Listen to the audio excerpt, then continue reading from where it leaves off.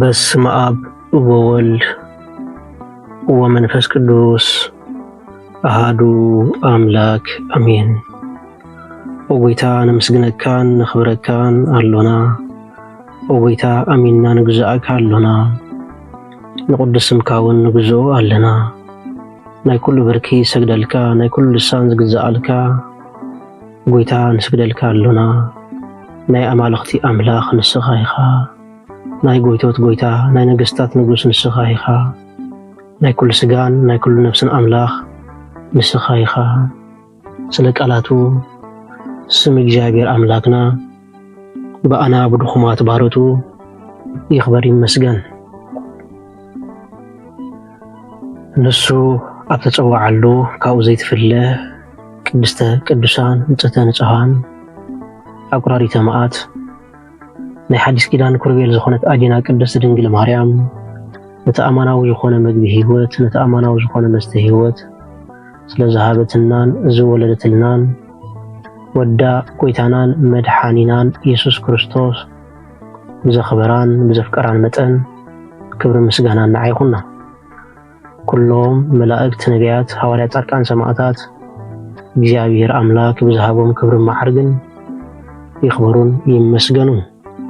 ዝኸበርኩም ህዝበ ክርስቲያን ከመይ ኣለኹም ከመይ ቀኒኹም? አሜን። ስም ትልሉን ህያውን ዝኾነ እግዚአብሔር አምላክና በአና ብድኹማት ባሮቱ ይኽበር ይመስገን። እግዚአብሔር አምላክ በደልናን ኃጢአትናን ከይተመልከተ ብድጋሜ ብቃላቱ ክንጸናናዕ ብቃላቱ ክንፍወስ ብቃላቱ ክንሕደስ ብቃላቱ ክንበርትዕ ስለዝፈተወን ስለዝፈቐደን ክብርን ምስጋናን አምልኾን ውዳሴን ስግደትን ንዕኡ ንበይኒ ይግባእ። ናይ ሎሚ መዘራረቢ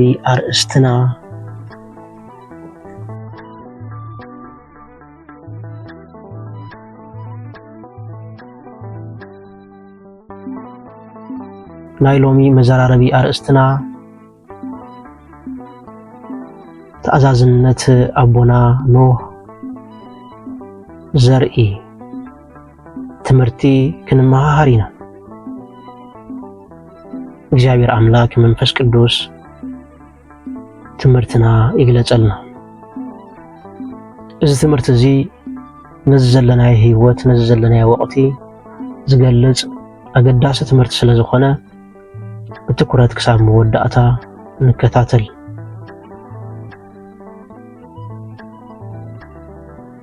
ድሕሪ ደጊም ዘለናዮ ዘመን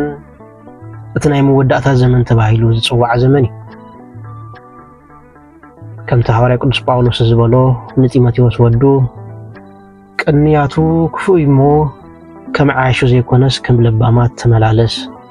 ኢሉ ዝመኸሮ እዚ ቅንያት እዚ እዚ ዘለናዮ ዘመን እዚ ኣዝዩ ክፉእ ዘመን እዩ።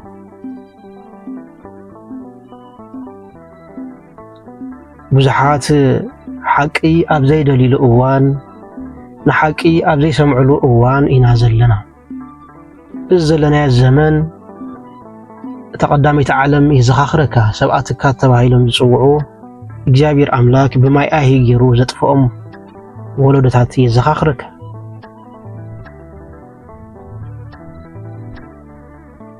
እቲ ዘመን እቲ ነዚ ዘመን እዚ ይዘኻኽረካ።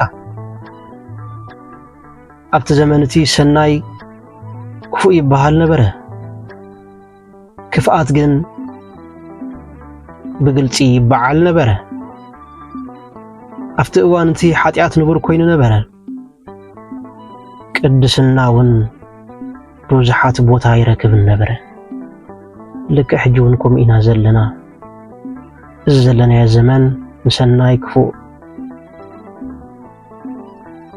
ንኽፍኣት ከም ጽቡቕ ንኃጢአት ድማ ከም ንቡር ጌርና ንቆጽሮ ብዙሓት ኢና። ነገር ግን ቅድስና ኣብ ዝለዓለሉ እዋን ምሕረት አምላኽ ኣብ ዝለዓለሉ እዋን ብዙሓት ኢና ካብኡ ዓሊና ንዕምፅ። ስለዚ እዚ ወለዶ እዚ ነቲ ኣብ ቀዳማይቲ ዓለም ዝነበረ ሰብኣትካት ይዘኻኽረካ። እዚ ወለዶ እዚ ካብ ንኣምላኽ ደቂ ሰባት ባህ ዘብል ወለዶ እዩ እዚ ወለዶ እዚ ካብና ኣምላኽ ደቂ ሰባት ክሕጉስ ኢሉ ዝፅዕር ወለዶ እዩ እዚ ወለዶ እዚ ካብ ሓሳብ ኣምላኽ ሓሳብ ተራ ደቂ ሰባት ዘኽብር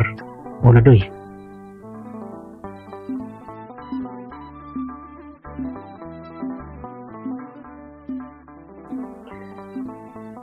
ዓመፅን ምድሪ መሊእዋ ኣብ ልዕሊ ደቂ ሰባት ጸልማት ነጊሱ ሰባት ንኣምላኽ ሸለል ኣብ ዝበለሉ እዋን ኢና ዘለና ወገናተይ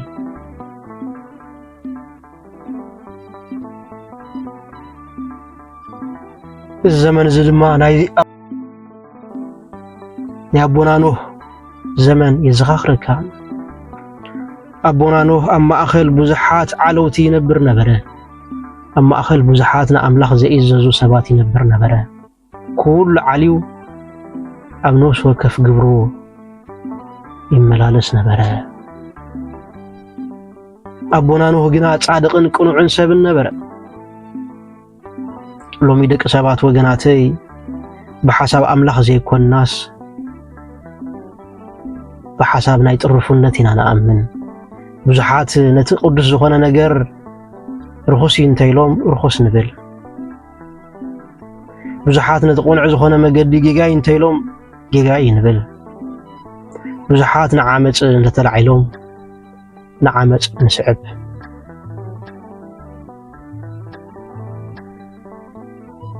يوا زمن أزي خف زمني بحبار أبزي بالله علو جناخ بحبار أبزي حسبه له زمني نازلنا بحبار أنصارنا إجابير أملاك دليت إن اللي على اللؤواني نازلنا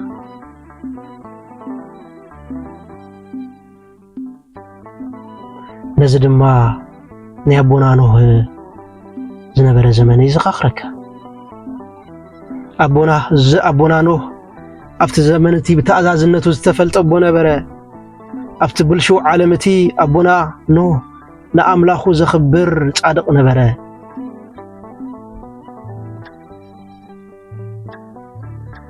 أبونا نوح إجابير أملاك بحبرة سب أبتنس قال له أواني زنبر نيرو أبكبابي زنبرا تسقطي أزيو بزحيو أب كبابي زنبرة ناي حساب مشرشار أزيو بزحيو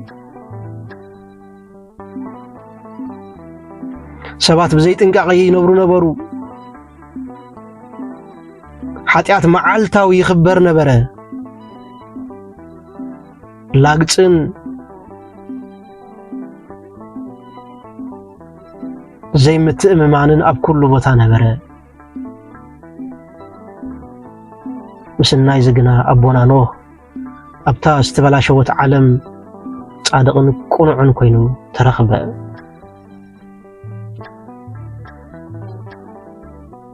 أبزا استبلا شوت عالم بقدسنا مصنح أب محرت إجابير أملاخ مصلال أب بيتو ممعواب قليل أيكونن عالم نأمنتي أواقع داقايت يتوميا علمنا أمنتي أواقع عداقا يتياتنا يا وقناتي نحكي أواقع عداقا مئتاو ننسهنا أواقع عداقا نمئتاو نشعلت أواقع عداقا مئتاو نأمنت أواقع عداقا مئتاو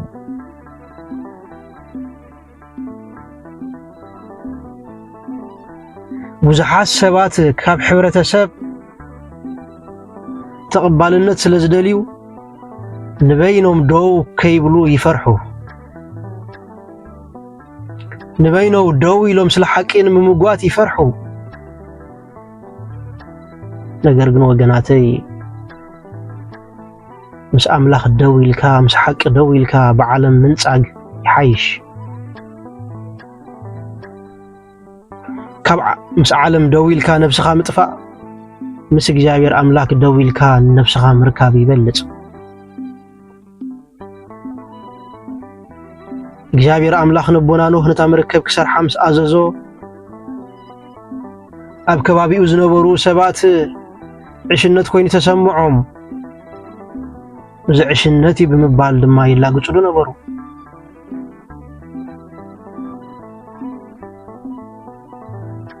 ካልኦት እንዳላግጽሉ ካልኦት እንዳጨረቁሉ ሓደ ዓቢ ግዙፍ ዝኾነ መርከብ ክሰርሕ ተዳለው አቦና ነው ንምንታይ ኻ ህይወትካ ሲልካ ተባኽን ዘለኻ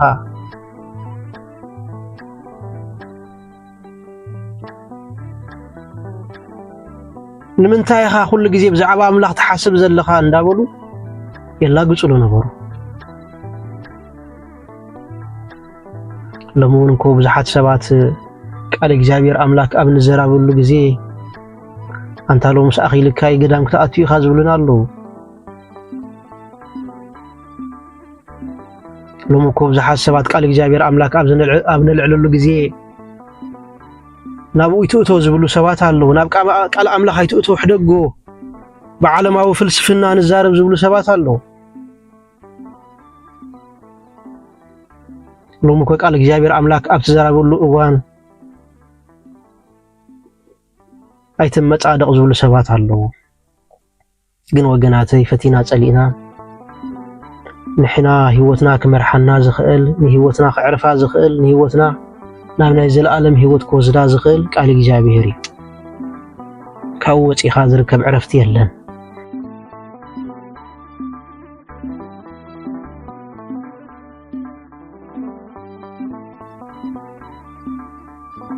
አቦና ኖህ ብዙሓት ካብ እግዚአብሔር አምላኽ ኣብ ዝዓለውሉ ግዜ ንሱ ግን ኣብ እምነቱ ጸኒዑ ጠጠው በለ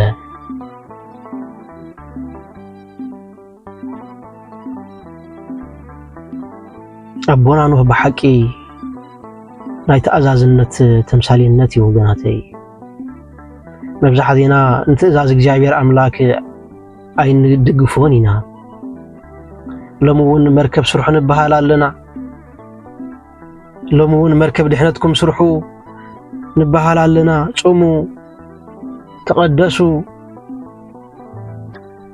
ንበሃል ኣለና ነገር ግን ነዚ ከምዕሽነት ቆጢርና ኢድናን ኣጋርና ጣሚርና ስቂልና ንላገጽ ዘለና ከም ሰብኣትካት ኣዚና ብቁፅሪ ማዕለያ ይብልና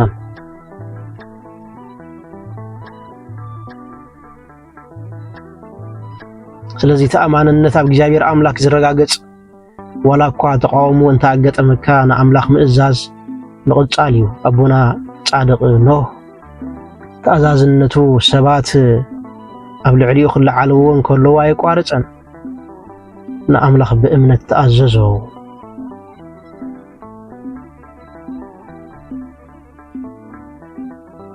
እዚ ድማ ሎሚ ንብዙሓት ኣመንቲ ንብዙሓት ምእመናን ዝገጥሞም ውግእ እዩ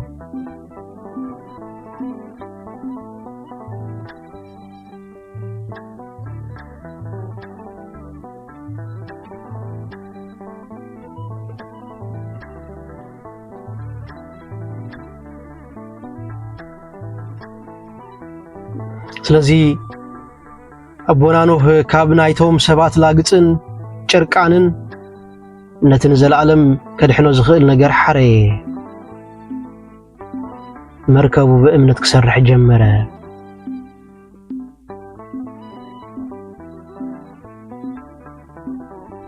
ምክንያቱ ካብታ መርከብ ወጻኢ ጥፋት ነበረ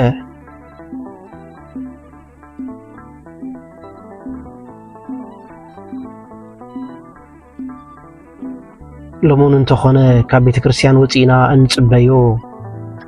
በረኸት ለሙን እንተኾነ ካብ ቤት አምላኽ ተፈሊና እንጽበዮ በረኸት ልክዕ ከም ሰብኣትካት ይመሳሰለና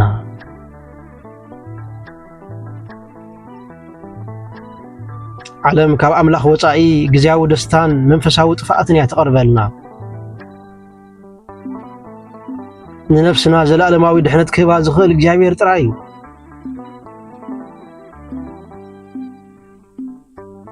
ስለዚ አቦና ኖህ ዝናብ ከይዘነበን ከሎ ነታ መርከብ ኣብ ምህናጽ ንዓመታት ኣሕለፈ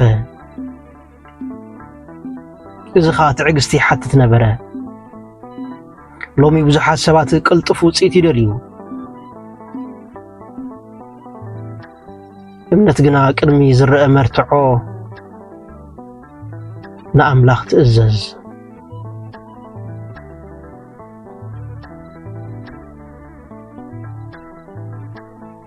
ኣቦና ኖህ ግና ኣብ ኣምላኹ ተኣመነ ኣብ መወዳእታ ድማ ዝናብ ዘነበ ን40 መዓልትን 40 ለይትን ብሰማይ ብመሬት ዝናብ ኣዕለቕለቐ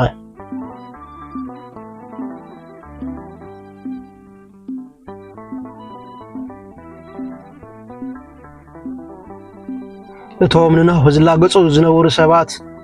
ኣፍታ መጀመርታ መዓልቲ እቲ ማይ ክመጽእ እንከሎ እቲ መጠንቀቕታ ሓቂ ምዃኑ ሃንደበት ተረድኡ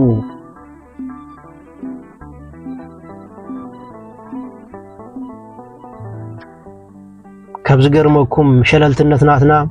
ነቲ ሓቂ እንዳተረዳእና ኢና ንጠፍእ ነቲ ሓቂ እንዳፈለጥና ኢና ንጠፍእ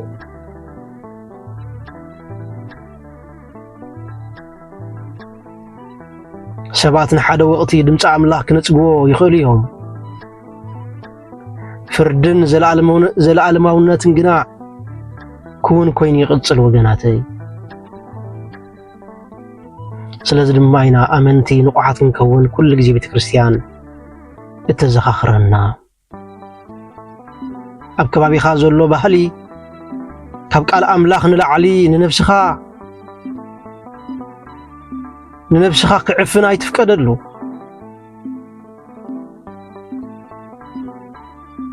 እምነትካ ሓሉ ንጽህናኻ ሓሉ ናይ ህይወት ጸሎትካ ሓሉ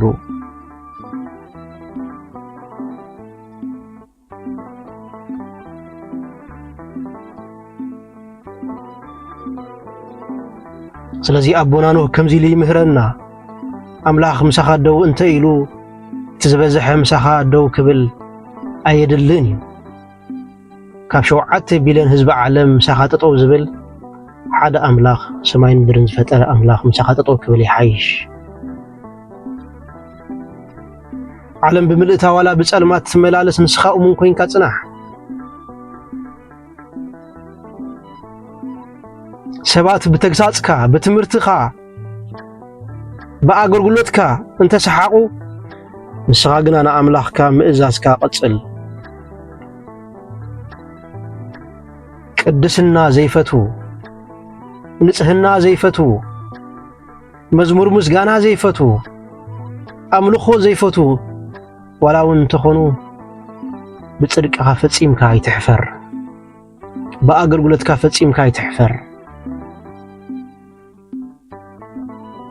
ምኽንያቱ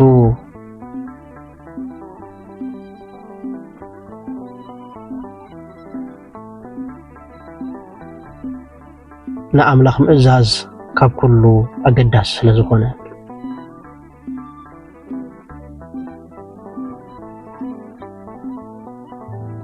ስለዚ እግዚኣብሔር ኣምላክ ነቶም እሙናት ኮይኖም ዝጸንሑ ከመይ ገይሩ ከም ዝሕልዎም ይፈልጥ እዩ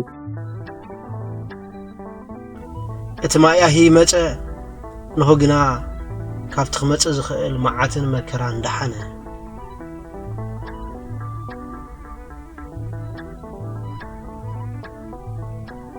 ስለዚ ወገናተይ ከም ኣቦና ኖህ ኣብ ቅድሚ ኣምላኽ ተኣዘዝቲ ክንከውን ይግባኣና ኣብ ቅድሚ ኣምላኽ ኣመንቲ ክንከውን ይግባኣና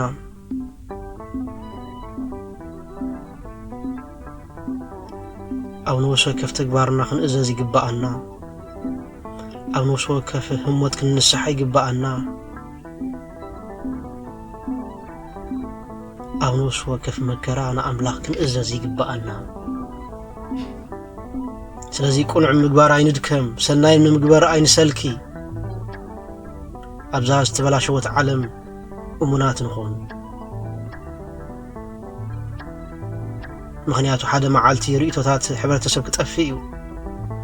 ምኽንያቱ ሓደ መዓልቲ ባህሊ ሕብረተሰብ ክጠፍእ እዩ ንዘለዓለም ዝጸንሕ ግና ናይ እግዚአብሔር ኣምላክ ፍቕርን ናይ እግዚአብሔር ኣምላክ ትእዛዝን ናይ እግዚአብሔር ኣምላክ حقنته ስለዚ ከምቶም ዝጠፍኡ